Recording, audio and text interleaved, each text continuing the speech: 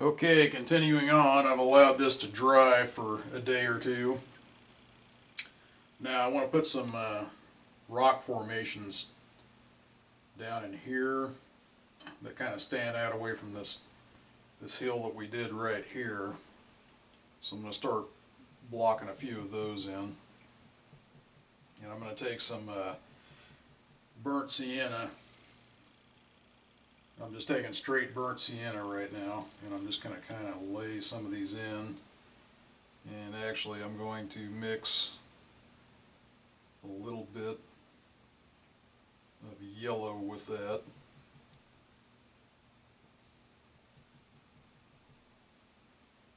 Just to get it to stand out a little bit better. Maybe a little bit of white too. Don't want to stand out too much, but just enough to show up there.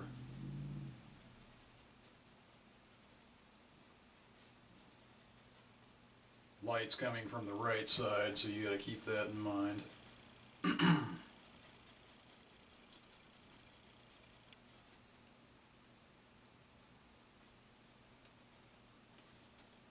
These are just kind of some rock structures or whatever that just kind of stand out. Stand up and stand out. I thought they were pretty neat. Love the rock formations, a lot of the rock formations in Colorado. For the darker side of this, I'm going to mix a little bit of burnt umber in there too.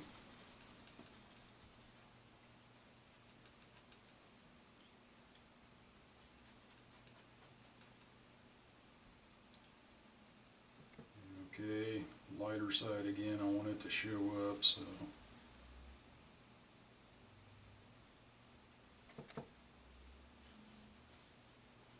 mix some white with burnt sienna again.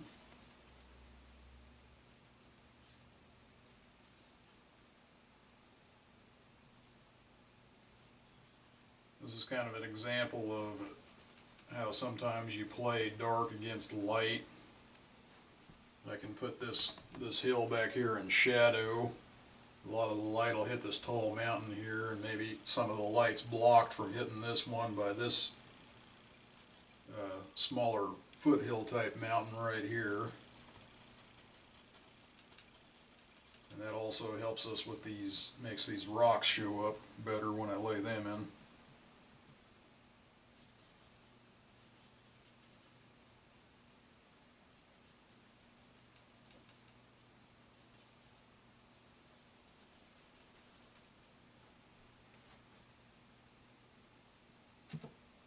Not sure how I made that one too rounded, so I'm going to put a couple of projections on it. There, that looks a little bit better.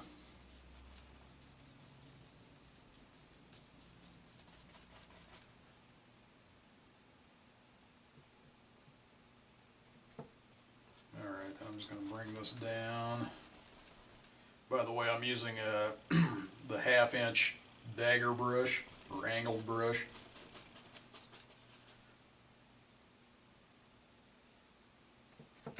These angled brushes are really nice.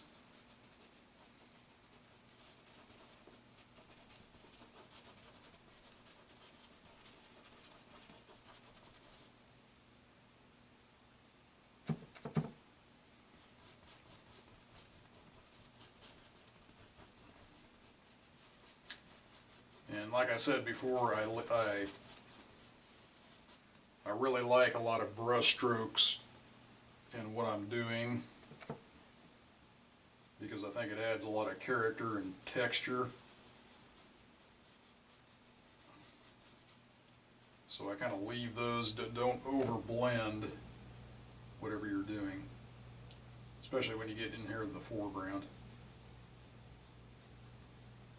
Because when I leave these brush strokes, it actually looks like ridges, little ridges, little cracks and stuff in the rocks.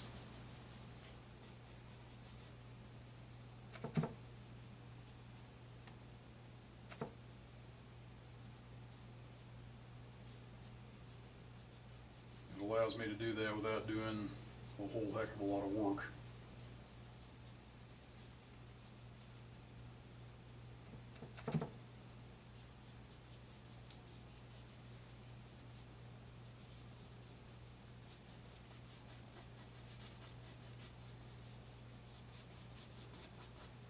And one thing we like is if you can do something in 1 or 2 brush strokes,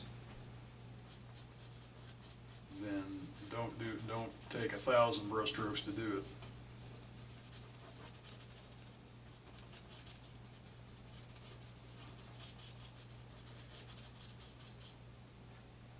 In other words, don't make it more complicated than what it really is.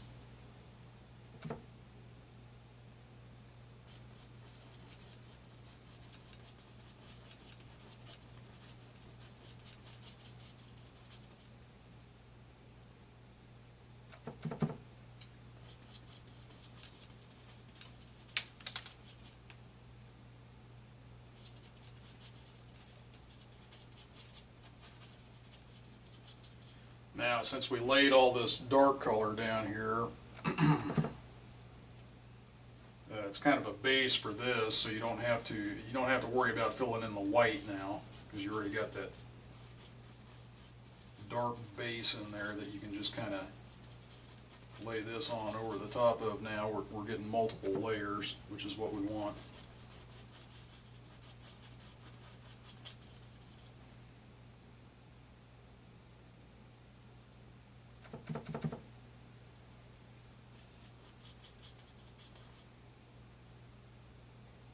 I'm adding in a little bit of phthalo blue with this burnt umber now down here towards the bottom, make it darker.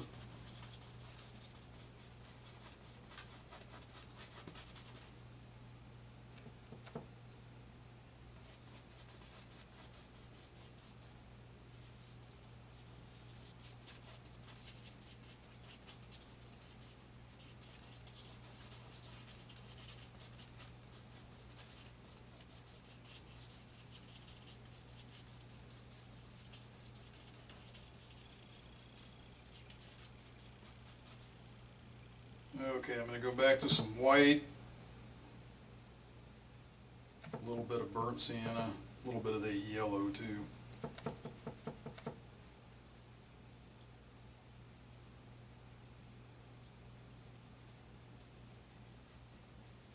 just going to go back and go in here and decide a few places where I want to put the nice rock structures at.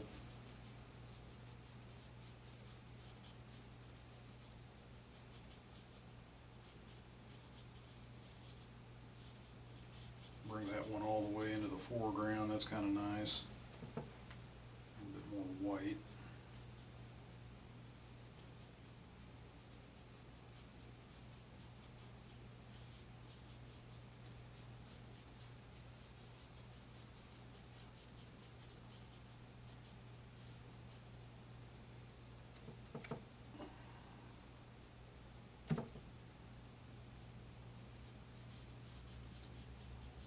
See how I kind of just let it go down and fade into nothing.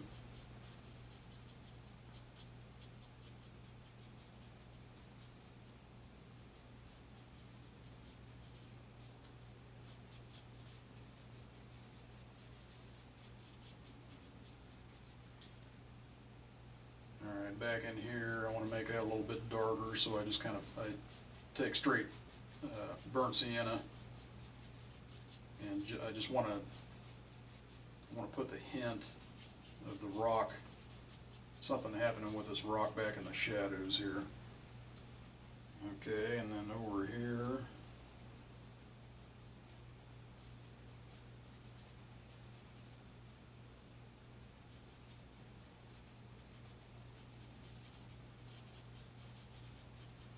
I also want some trees, so let's start playing back and forth with some trees in here. I want to add some phthalo green.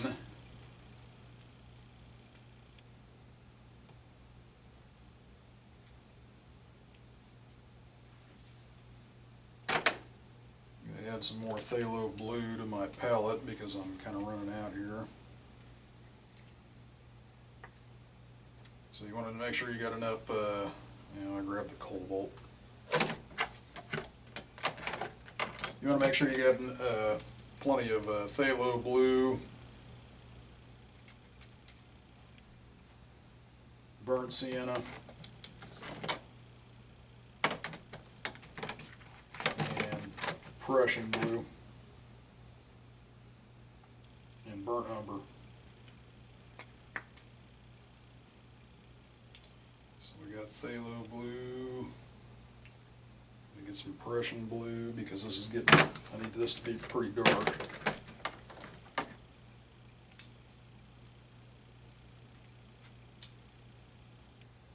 Alright, now we got plenty of blue out here.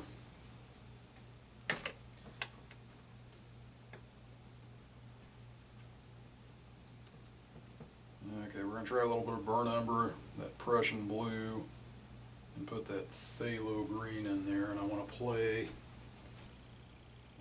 back and forth with this.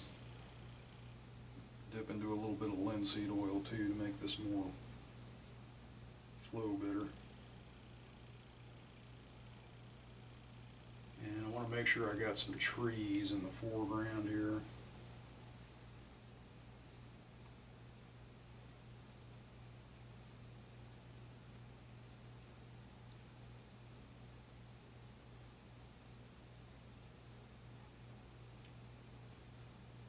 Play back and forth with some of these trees.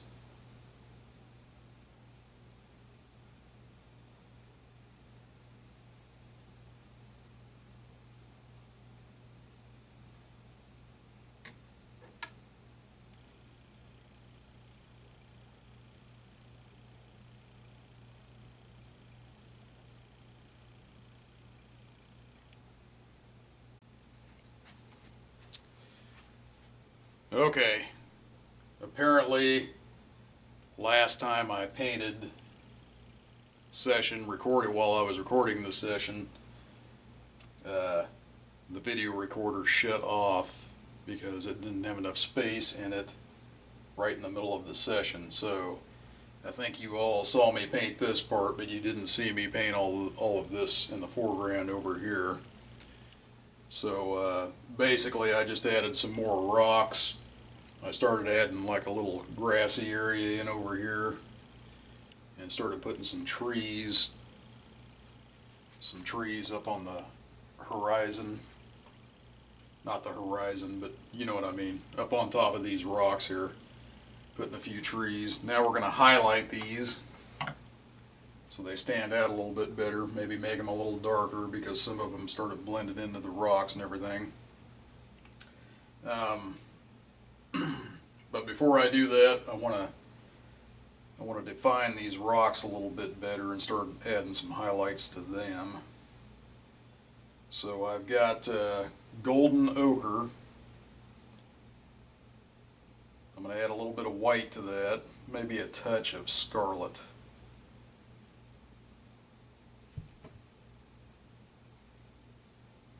I got my linseed oil here, of course. Trying to get this color to where it looks kind of right to me. Alright, then I'm gonna start highlighting. That's too red. Put a little bit more golden ochre and white.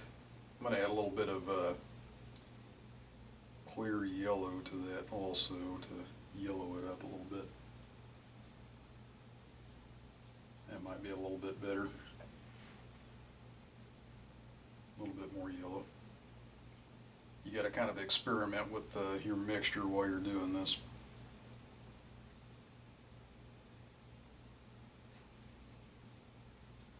There we go, I like that better.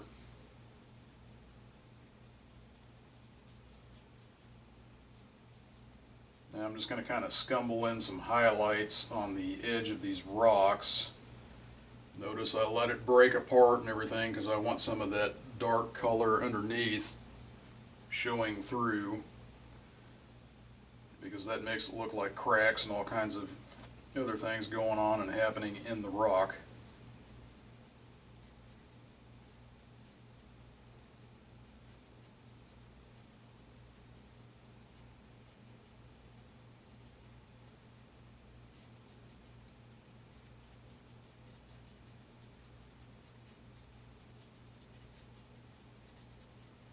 just started doing this video thing, and I noticed, because I have to paint off to the side, I can't really directly look at it. I notice I do a couple of things different painting like this, like I get kind of redundant with some of my structures, rock structures and that type of thing.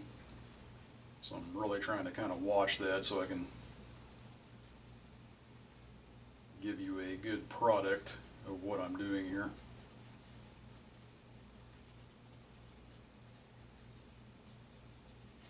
You can kind of pick out certain spots, like right here.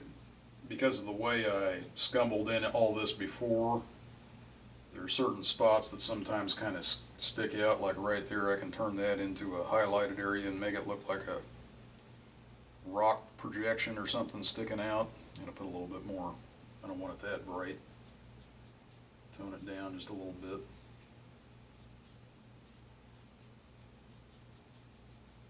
It looks like another rocky structure sticking out there.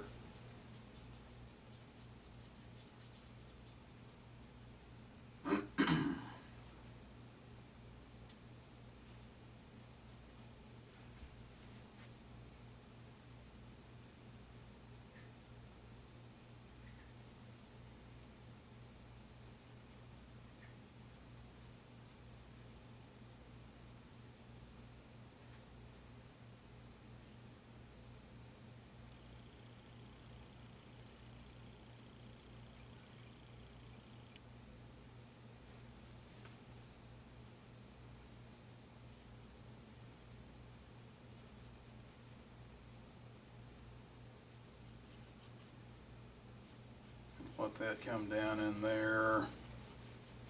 Kind of let it fade off into nothing. When you let everything fade off, you kind of let it fade into nothing. It kind of makes it mysterious, I guess. Kind of adds a mysterious quality to your painting, which is kind of cool.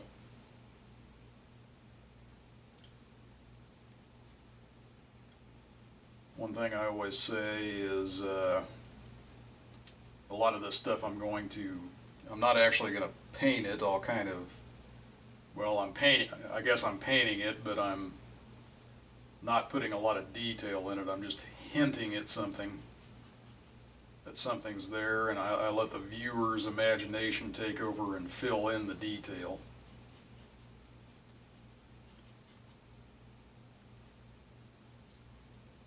It's almost like playing magician with their mind or something, I guess. I don't know. About the only way I can describe it.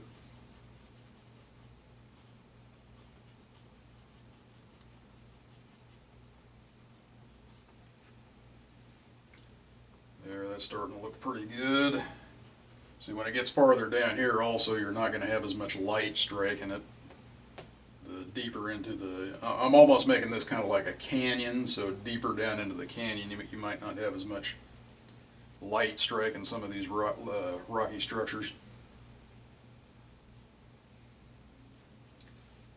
Now right here I kind of like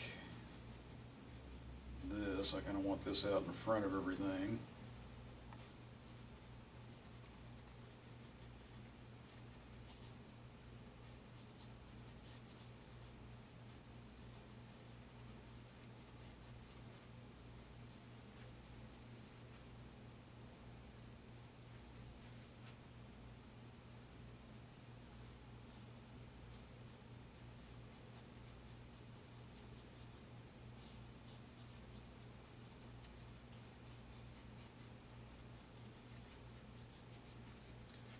And I've got a bunch of stuff going on here that I'm going to leave, because you also have to have stuff going on in the shadows. It can't just be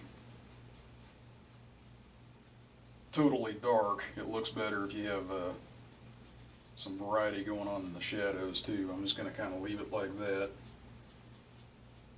I think that pretty much says what I'm trying to do there. Those are some nice looking rock structures. Okay, now I can go back in.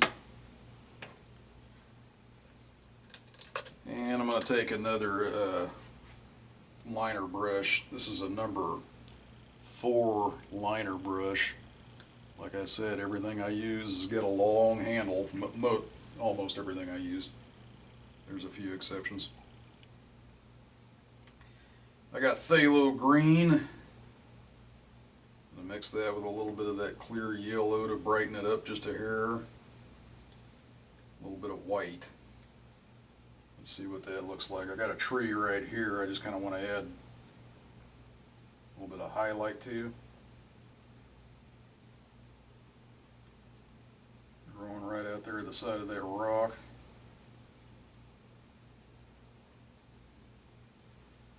One over here. Just a little bit of highlight just to make it show up a little bit against that dark background, just to give the viewer there's an impression of something there. Now we got a bigger tree back here. I just kind of highlight that guy. It's kind of a big old bushy one or whatever.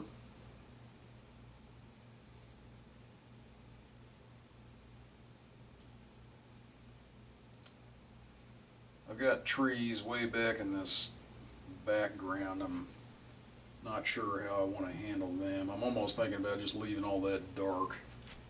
Actually, I think I will.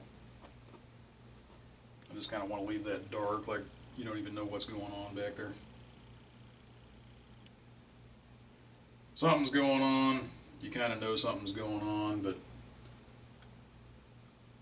I don't want you to know exactly what's going on. All right.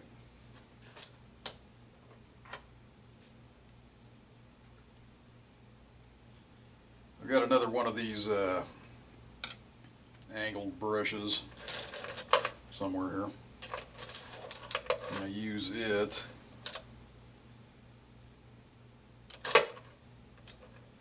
and put a couple more of these trees in. Doesn't look like there's enough trees over here for some reason. Kind of look at my picture here and decide what I want to do. I might actually put one down in this area.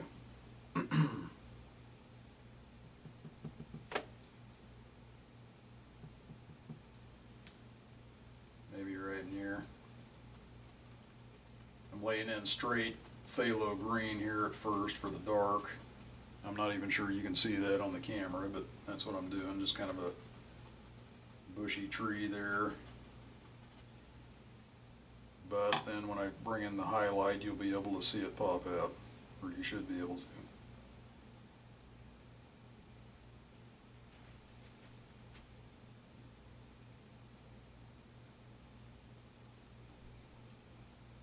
There it is. Popped right out at you.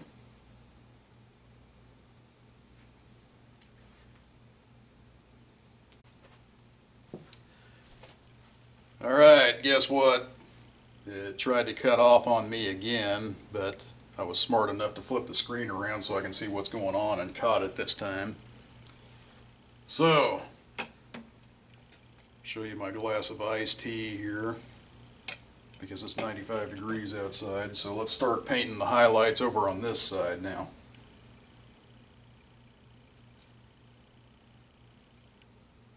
Putting highlights on these rocky structures here.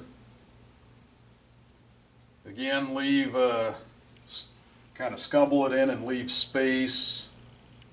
You're not totally covering it. You're leaving it break. You're letting it break and leaving space in there.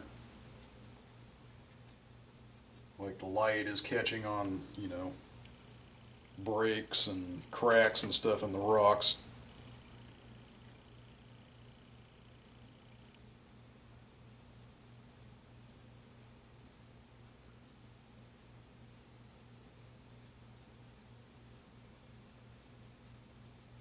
Maybe there's one kind of coming down like that, kind of around and over the top. That's kind of cool.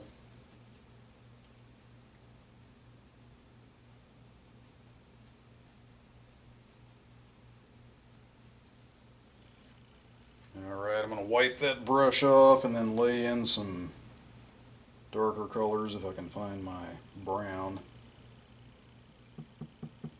burnt umber, and a little bit of phthalo blue, but not much. Okay, we're going to try to pick up again. More memory card issues. Hopefully I have got it figured out this time, but I make no promises. So we're just going to continue painting. That's all we can do. Alright. Now, keep coming down here with some highlight. I actually need to go in there with some dark and lay in some more rocks and stuff, rocky structures.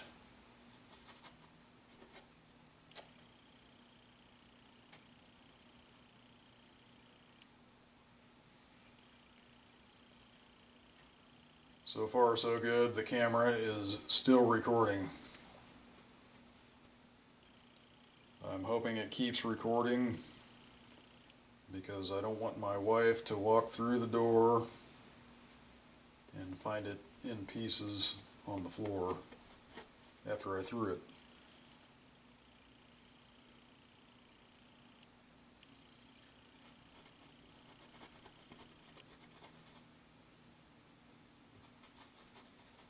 Okay, bring this, I think I'm going to just kind of bring this down like this. I almost want this, I'm kind of trying to decide what to do here. I don't know if I want this grass kind of coming down. I'm not sure I do because I don't want it taking up a lot of that. I might bring another grassy plane kind of over that or something. Haven't quite decided yet. We'll just wing it and see what happens. Now when I paint, there's a lot of artists out there that really plan stuff ahead. They sketch out the whole painting ahead of time and then kind of fill it in. You can do what you want, but I'm going to tell you that's not me. I kind of want to keep some spontaneity in the painting, and doing all that just kind of kills my spontaneity. So it's kind of, it's a personal preference. I understand why they do it. I just don't like doing it because it makes me think and figure certain situations out while I'm painting, and I kind of like that. And it allows things to start happening in my painting that I didn't expect sometimes. If that makes sense to you.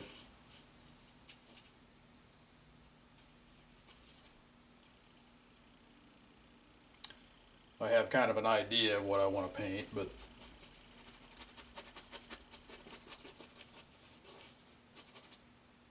a lot of it I just kind of wing it as I go.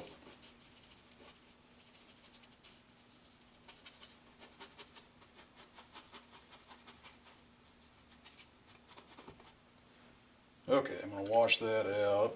Let's put some highlight color back on there. What do we have? White, golden ochre, scarlet,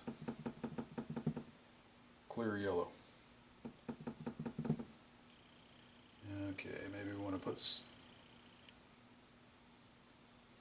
rocky stuff in down there. Light kind of hitting some rocks right there. I can actually make these a little bit darker down here because not as much light would be striking them.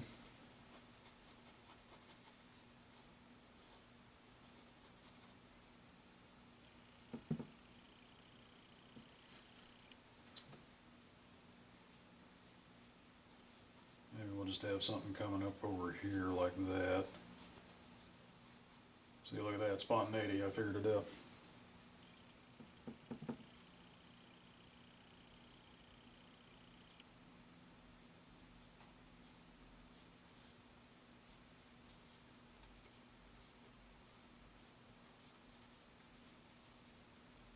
Okay. Just going to go to straight burn umber, and I want to start kind of bringing it down this way, maybe a little bit more phthalo blue with the burn umber. I kind of want to start that and make that dark. Put some dark in there. Just kind of scumbling it in.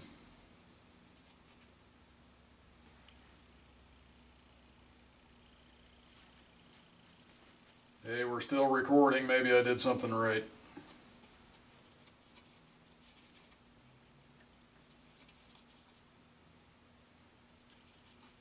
I'd tell one of you to yell at me if it quits recording, but you know, if you're watching this, you're watching it from home on your computer, so there is no yelling at me.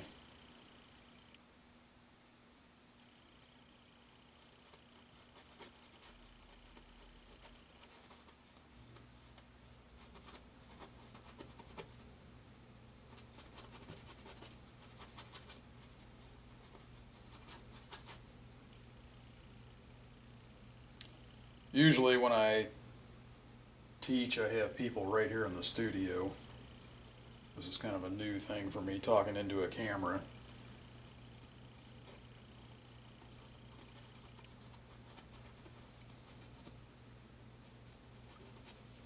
And I got a few students, you know, that have come several times. Talia, she's my main student. She's real good. She comes a lot. Comes here a lot and paints with me. And Tessa, she used to, but she moved to Texas. Hopefully Tessa starts painting with us online here now that she's in Texas. And then Oriana's been with us a few times. Teenage girl. She's a pretty good artist. She's getting good. She sent me some of the pictures. Her mom sent me some of the pictures of what she's been doing at home since she's taken a few classes, and I think she's going to be pretty good if she keeps going with it.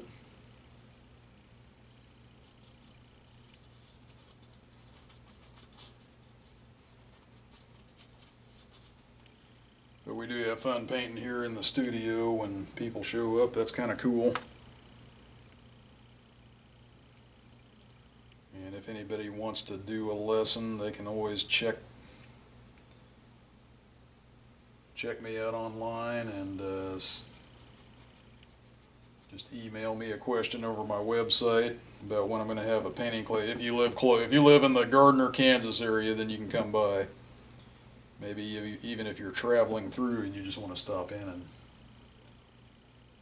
paint. If I got a class going on, then we can make it happen.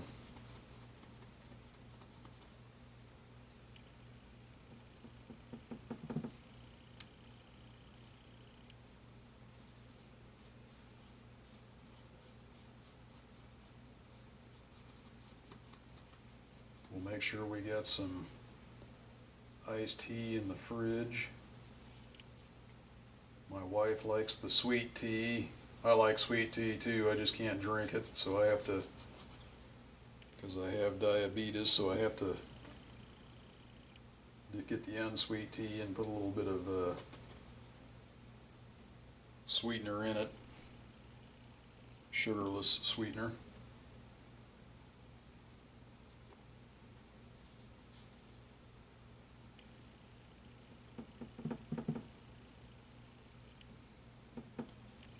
Alright, then we got a rock that was back here. We'll kind of put some highlight on that.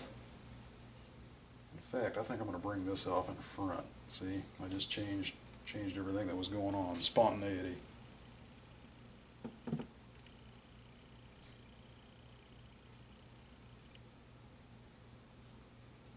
Look at that. Yeah, we'll just bring that right in front of that other rock structure. I like that better. Yeah, if I can get the edge of it straight. It's kind of hard to do it at an angle here so you all can see it, but we'll get it going on here.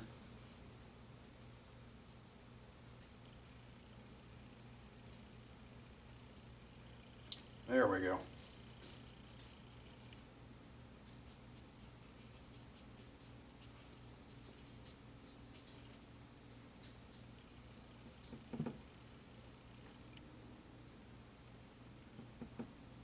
Thing is still recording, and I'm happy. I must have actually figured it out this time.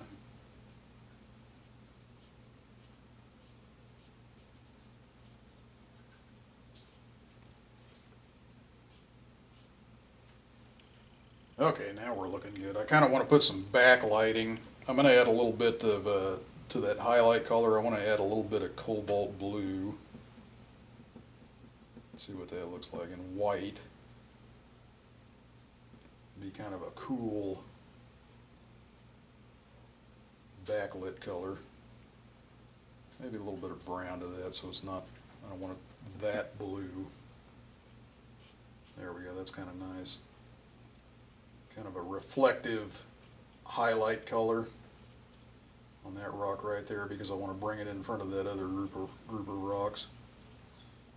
In fact, I'm going to put a little bit of reflective highlight on some of these others, like right here. Kind of makes that stand out.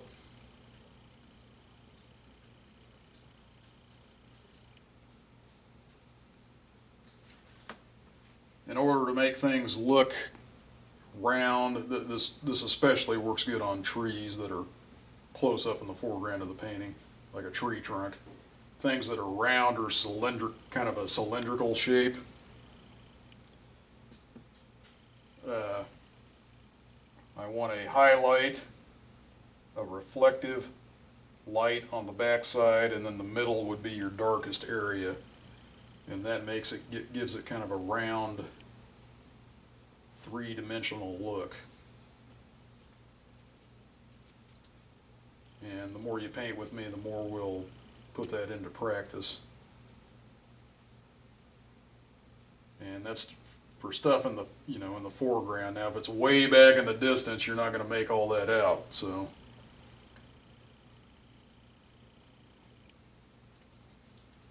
see, if I put reflective light right in here, you can start making that out in the shadow,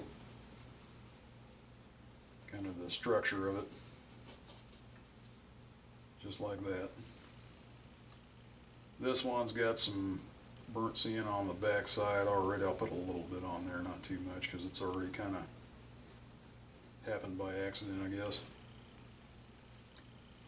There, that's looking pretty good. Now I think I'm going to go work on these trees, darken them up a little bit.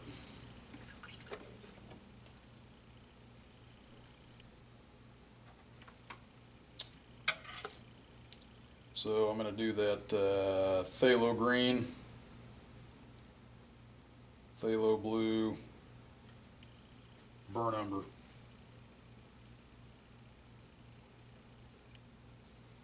A little bit more blue because I want these pretty dark.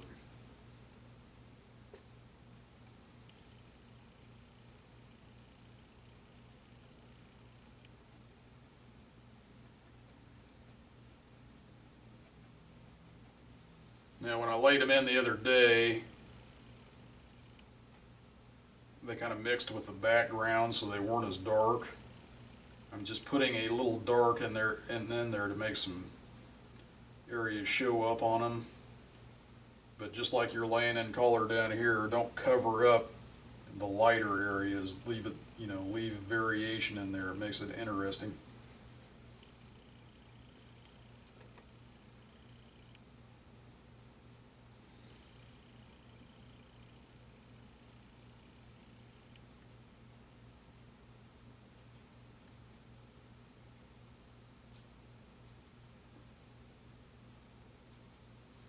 There you go. Now we can kind of tell what's going on up there. Now I want some different things happening in them grasses. We'll work on this grass, and then I think we just about have it finished up. It'll be a nice little painting here. So let's see. I'm going to take this is a number 4 dagger brush, but I don't know if you, let's get it up there, maybe you can see it. It's kind of, I've used it so much it's kind of flayed out on the tip of it, and I like that because when they start doing, make sure you keep your brushes when they start getting flared out like that, because they're good for bushy type textures, grasses and stuff. So I'm going to go into some yellow, green, white, and some of that clear yellow. Let's see if that shows up on there. I want to start adding a little bit of highlight and stuff going on in here. You got, like, you know, Colorado, you got sagebrush, you got all kinds of little things that happen. Makes it kind of neat. So I'm going to go in here and I'm just going to kind of touch and see how that you see how that just automatically makes some nice bushy looking things.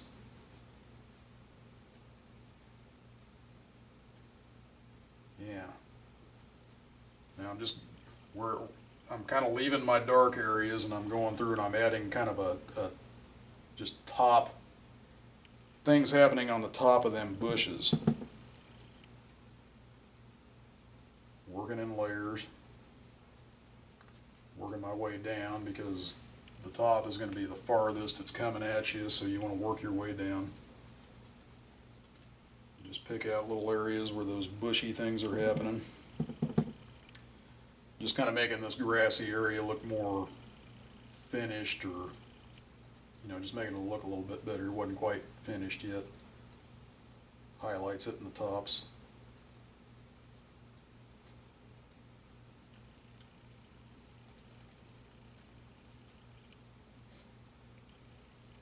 Getting a little bit of like blue in there and some of that green. That's actually kind of nice because it looks, just adds a little bit more color. I like that.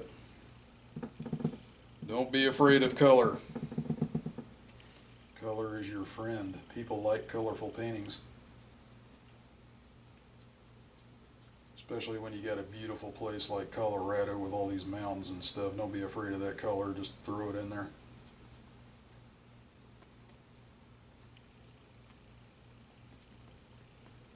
Love the Colorado mountains because of the rocks and stuff. Yeah, they got that nice red. That's all I can describe it. Just kind of a reddish colored, all the rocks out there. I really like that out west. In case any of you are watching online, I'm from Kansas, so I go out and visit Colorado quite a bit. There we go.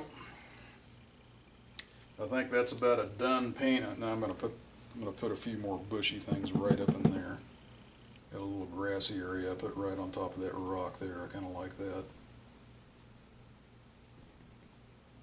I was almost done, but not quite. Add a little bit of phthalo green in there too. See what? Oh, that's nice. Look at that. Look at that green pop out. That is really nice.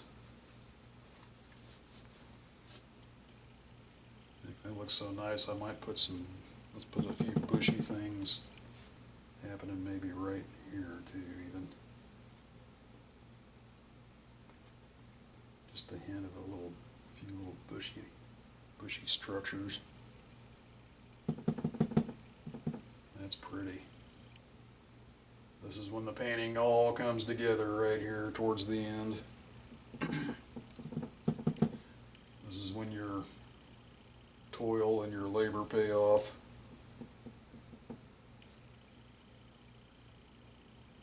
You didn't know how it was going to look when you first started, but then you kept up with it, and all your toil and your labor paid off.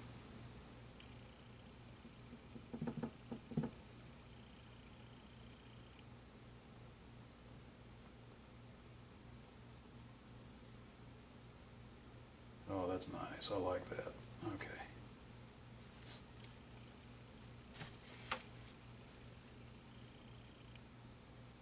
Alright, now what did I do with my other, here's my other, I'm going to come back in with that dagger brush that's flat. A little bit of burnt umber. A little bit of white too. I want to lighten that up a little bit. Just going to want to maybe give a little ledge or something that bush is sitting on.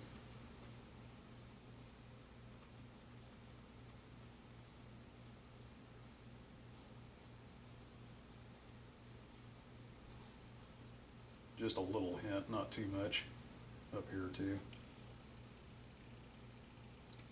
Not too much, just kind of a hint that it's got kind of something to grab onto. There we go. I like that. I think we're going to call that a finished painting. Thank you for painting with me, and we'll start another painting soon.